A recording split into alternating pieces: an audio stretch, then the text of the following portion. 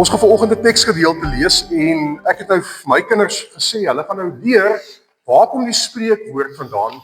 Die spreekwoord wat sê van waar Gehasie. Die ou mense ken nog daai spreekwoord. Van waar Gehasie? Dis as iemand nou so in 'n vertrek inhol en hy lyk net asem uit en dan sê hy van waar Gehasie? Nou wie was Gehasie gewees? Ons gaan van Elisa lees en 'n besonderse moeder uit wie se optrede en handelinge ons as moeders, ouers, maar enige iemand 'n waardevolle Bybel les vanoggend kan leer. Ons gaan lees uit 2 Konings 4 uit, juis dan van vers 8. U is die sprekende God.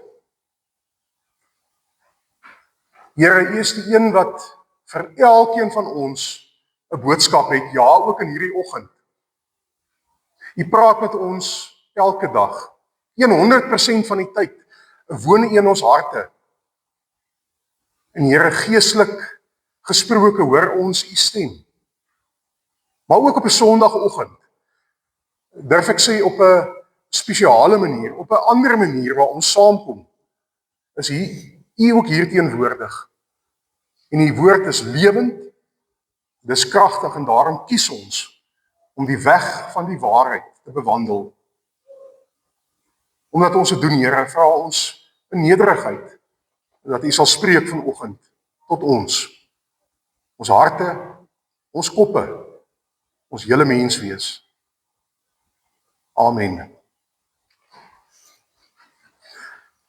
Vers 8. Op 'n dag het Elisa, dis 'n profeet Elisa, na Sunem toe gegaan. Daar was 'n vooraanstaande vrou wat by hom daarop aangedring het om vir ete oor te bly. Elke keer as hy daar verby kom, het hy eers by haar aangegaan om te eet. Sy het vir haar man gesê, ek weet dit is 'n heilige man van God wat gereeld hier by ons aankom. Kom ons bou vir hom 'n klein boefretrekkie en sit vir hom 'n bed, 'n tafel en 'n stoel en 'n lamp daarin. Wanneer hy by ons aankom, kan hy daar intrek. Op 'n dag, toe Elisa weer daar aankom, het hy in die boefretrek ingegaan en gaan rus. Hy het vir Gehasie, sy slaaf, gesê, roep 'n bietjie die Sunamitiese vrou. Gehasie het haar geroep, en toe sy voor Elisa se kamer staan, sê hy vir sy slaaf, sê vir haar, jy het al hierdie moeite vir ons gedoen. Wat kan ek vir jou doen? Sal ek vir jou 'n woordjie by die koning of by die hoof van die leer bring of doen? Ek woon hier tussen my eie mense, was haar antwoord. Hy vra toe, maar kan daar nie iets vir haar gedoen word nie? Waarop Gehasie antwoord, ja tog, sy het nie 'n seun nie, en haar man is al oud. Roep haar hiernatoe, sê Elisa. Toe Gehasie haar naderroep, het sy in die deur kom staan. Toe sê Elisa, hierdie tyd, oor 'n jaar sal jy 'n seun in jou arms hou. Sy antwoord, nee meneer, u is 'n man van God. U moet tog nie vir my iets sê wat nie so kan wees nie. Die vrou het swanger geword en 'n seun in die wêreld gebring. Presies 'n jaar later, net soos Elisa vir haar gesê het. Toe die seun groter word, het hy op 'n dag na sy pa hulle toe gegaan waar hulle besig was om te oes. Skielik het hy vir sy pa gesê, my kop, my kop. Sy pa het vir die slaaf gesê, dra hom na sy ma toe. Die slaaf het hom na sy ma toe gedra. Hy het op haar skoot gelê tot die middag. En toe is hy dood. Sy het hom boontoe gedra en hom neergelê op die bed van die man van God. En toe sy uitgaan, het sy die deur agter haar toe getrek. Sy het haar man geroep en gesê, stuur tog vir my 'n slaaf en 'n donkie. Ek wil na die man van God toe gaan en gou weer terug wees. Maar waarom gaan jy vandag na hom toe? Het haar man gevra. Dit is mos nie nuwe maan of Sabbat nie. Maar sy het hom gerusgestel. Die donkie opgesaal en vir haar slaaf gesê, jaag die donkie aan. Moenie dat hy staan nie, behalwe as ek vir jou so sê. Sy is toe voort en het by die man van God gekom by Karmelberg. Toe die man van God daar op afstand sien aankom, sê hy vir Gehasie, sy slaaf, dis mos die Sunamitiese vrou daardie. Hardloop haar tegemoet en vra vir haar, gaan dit goed met jou? Gaan dit goed met jou man en met jou seun? Vir Gehasie het sy gesê, dit gaan goed. Maar toe sy by die man van God op die berg kom, het sy aan sy voete vasgeklou. Toe Gehasie nader staan om haar weg te stoot, sê die man van God, los haar. Sy is baie hartseer. Die Here het dit vir my verberg en vir my niks gesê nie. Sy sê toe vir hom, meneer, het ek van u 'n seun gevra? Het ek nie gesê, moenie by my valse hoop skep nie? Toe sê Gehasie, of sê hy vir Gehasie, maak gou klaar, vat my kierie en vertrek. As jy iemand raakloop, moet hom nie groet nie, en gaan sit my kierie op die gesig van die seun. Toe sê die seun se ma, so seker as die Here leef en u leef, ek sal u nie toelaat om agter te bly nie. Hy het opgestaan en saam met haar gegaan. Gehasie was voor hulle daar en hy het die kierie op die seun se gesig gesit, maar daar was geen geluid of enige teken van lewe nie. Hy gaan toe terug na Elisa toe en sê vir hom dat die seun nie bygekom het nie. Toe Elisa in die huis kom, het die seun daar dood gelê, net soos hy op die bed neergelê was. Elisa het die kamer binne gegaan, die deur toegemaak sodat hulle alleen was. Nadat hy tot die Here gebid het Elisa op die bed geklim en bo op die seun gaan lê. Hy het vol op die seun gelê met sy mond op die seun se mond, sy oë op sy oë en sy hande op sy hande, sodat die seun se liggaam warm geword het. Nadat hy 'n keer heen en weer in die huis geloop het hy weer op hom gaan lê. Die seun het 7 keer genies en toe sy oë oopgemaak. Elisa het vir Gehasie geroep en hom beveel om die Sunamitiese vrou te roep. Hy het dit vir jou gedoen. En toe sy inkom, sê Elisa vir haar, tel jou seun op. Sy het ingekom en by sy voete op haar knieë geval en gebuig. Toe tel sy haar kind op en gaan uit.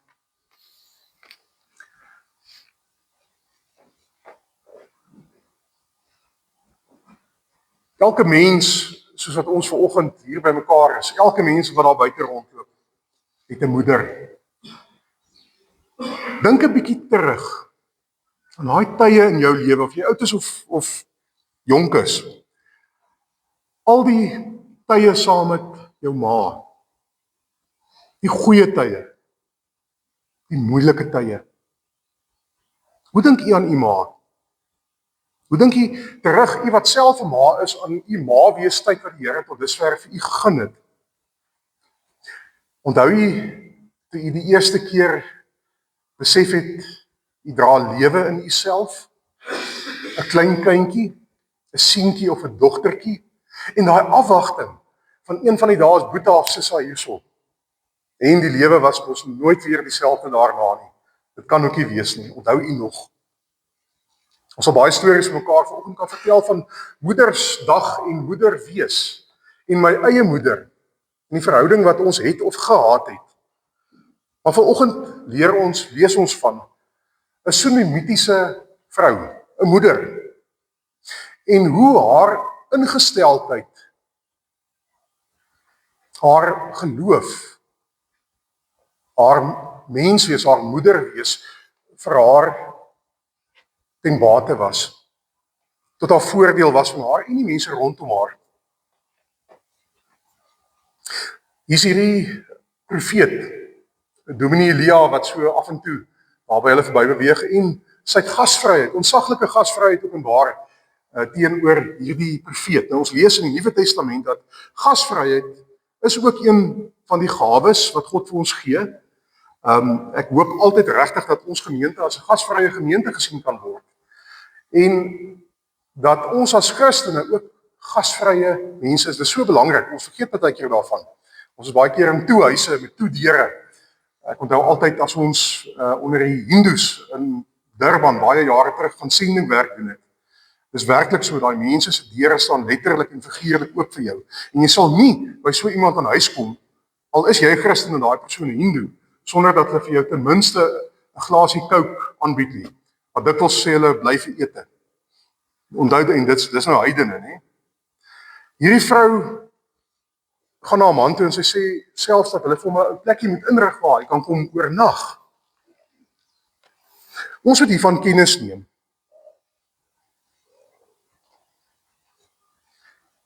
Dis nie maar net goeie maniere wat die vrou openbaar het nie.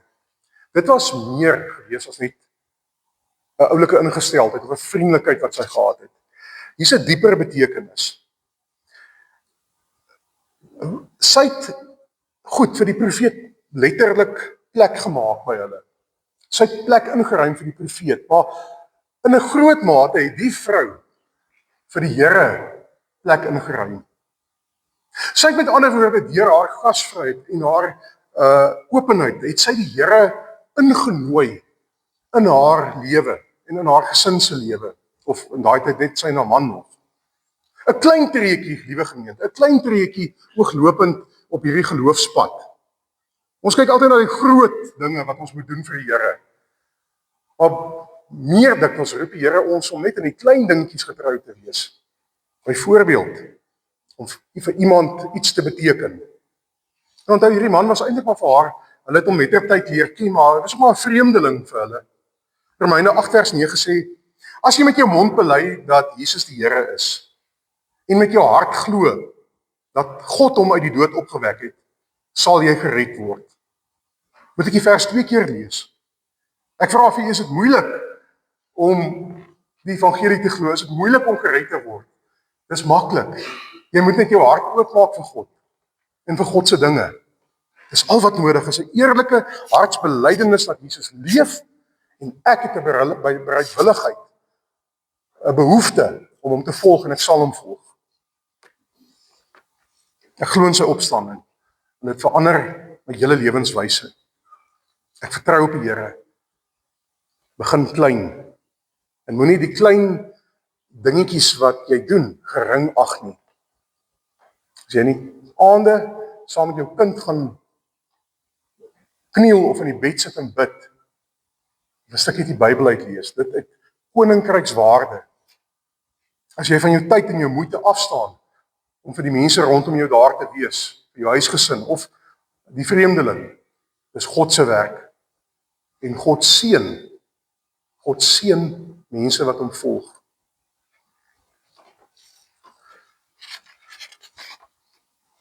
Ons sien nog 'n ding in hierdie vrou raak.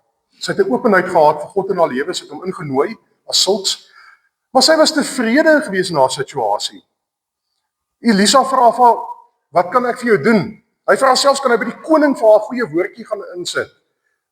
Stel jouself voor. En sy sê eintlik vir hom, sy sê, ek is hier tussen my mense, ek woon nie so, ek is tevrede, ek is gelukkig met my omstandighede. Wat moet met u gebeur in hierdie land? Wat moet met u gebeur in die huisgesin of werksomstandighede, sodat ek en jy tevrede kan wees? Hierdie vrou se adres was vrede gewees. Want die vrede was iets wat sy in haarself gedra het. Dit het nie afgehang van omstandighede nie. Filippense 4 vers 12 en 13.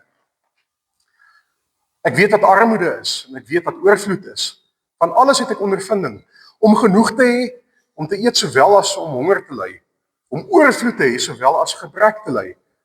Ek is tot alles in staat deur hom wat my krag gee. Tevredenheid, geliefdes, is iets wat baie skaars in ons tyd geraak het. Kom ons hoor weer vandag, dat ons moet oppas om daai slaggat te trap van ontevredenheid. Die vrou is tevrede met haar omstandighede, sy aanvaar dit.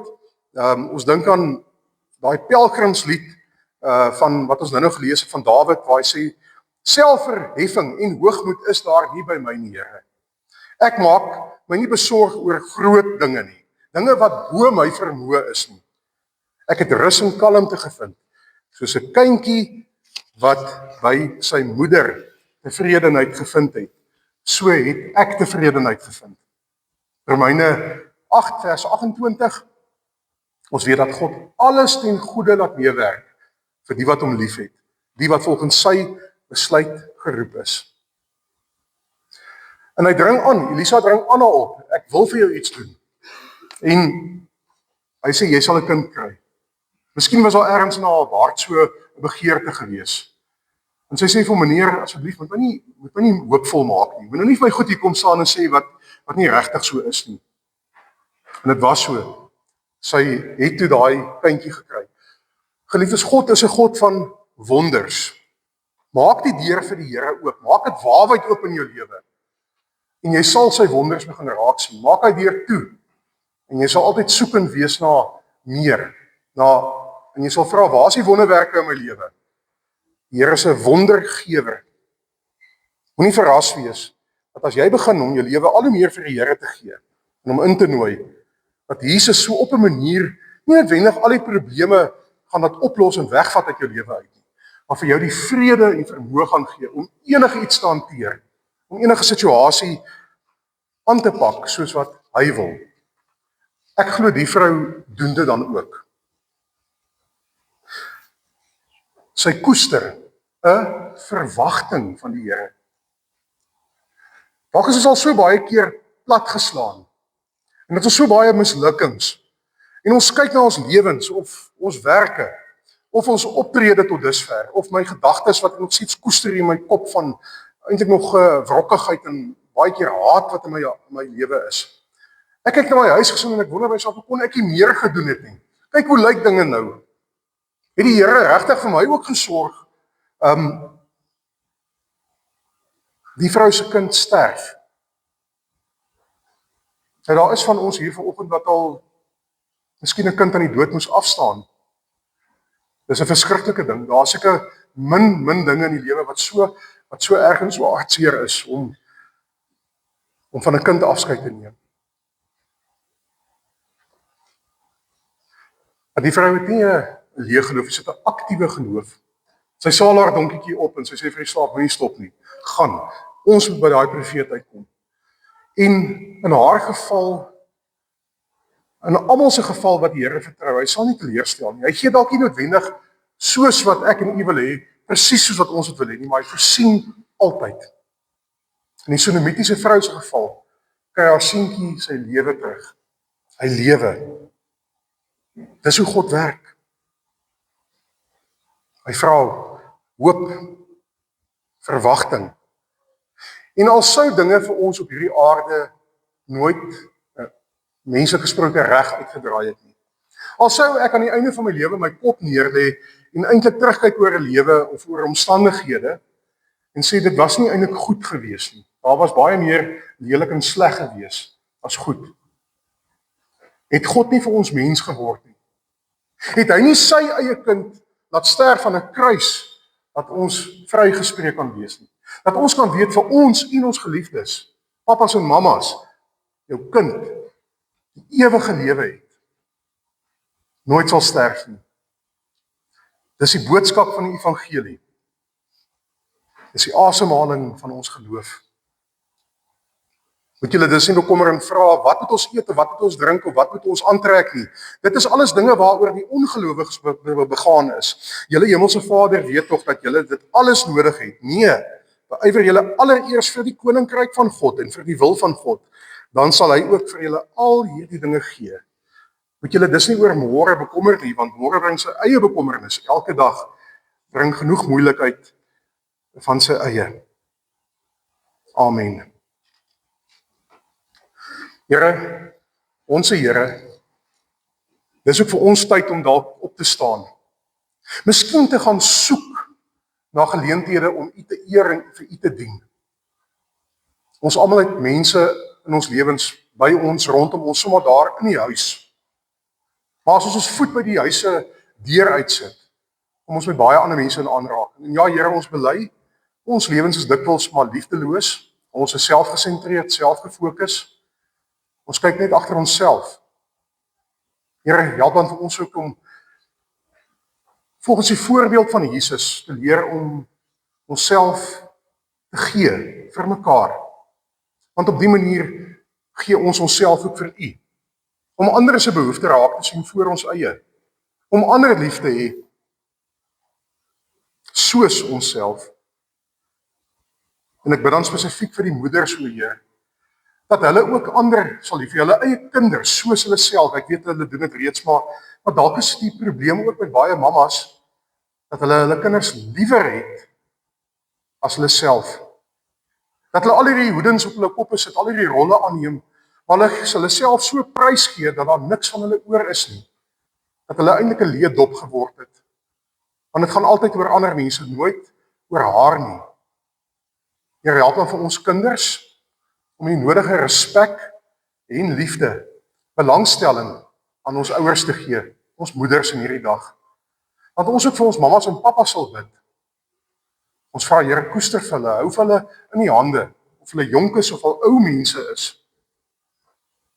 Ons bid dan weer spesiaal vandag, vir ons maas, seën vir hulle, o Heer, gee vir hulle hoop, verwagting, vertroue, en help ons om ons harte oop te maak, die deur van ons harte vir U in te nooi, sodat ons ook kan verwag, dat U vir ons sal seën, soos wat U beloof het.